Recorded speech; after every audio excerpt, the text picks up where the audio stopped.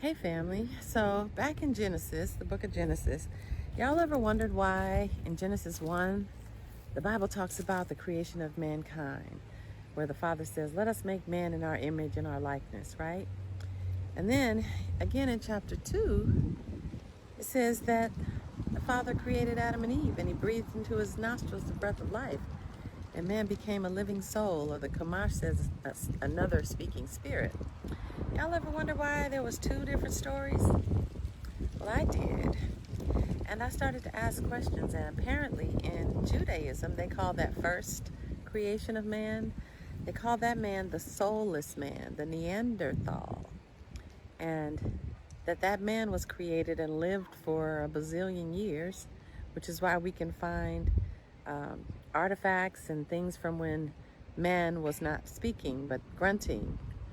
And then all of a sudden, not all of a sudden, but then in Genesis 2, it says that the Father formed man from the dust of the ground and breathed into his nostrils the breath of life. And like I said, the Chumash says, and man became another speaking spirit. Completely different entity, right? And it's a different story. It's a different man. It's a different being.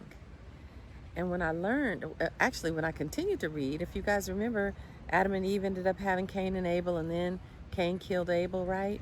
And then the Father put a mark on Cain so that the other men who were there would know not to touch him.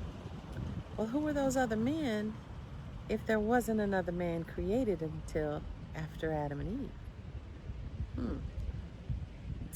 What do y'all think? I think that Judaism had it right, and history has proven it. Archaeological records have proven it, that there was a Neanderthal man that did not speak, was not a speaking spirit. The Father had not breathed into his nostrils the breath of life the way that he did us, the way that he did the descendants of Adam. And so I'm just curious as to how many of you have even caught that in the Bible, or when you asked your pastor about it, what did they say? What story did they make up? But anyway, it's hard to deny. The Father left so much evidence and so many clues that we cannot pretend like what happened on this planet didn't happen. And when we try to explain it away with religion or all the the traditions of man, it just makes the word of no effect. He told us what he did.